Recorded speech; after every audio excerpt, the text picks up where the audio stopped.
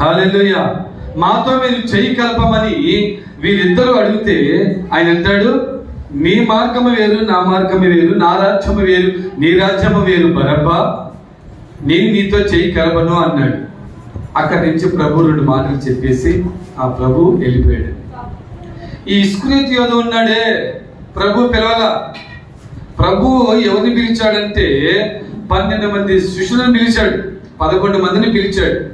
12వ వ్యక్తి ఈ వ్యక్తే, ఇస్కరియోతు యోధ. ఈ యోధాని దేవుడు పిలవలేదు.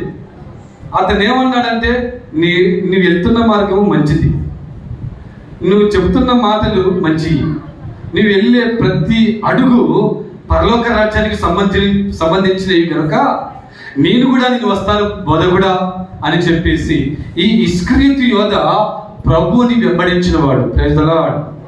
ప్రభు పిలవలేదు, బాగా మీరు అర్థం చేసుకో.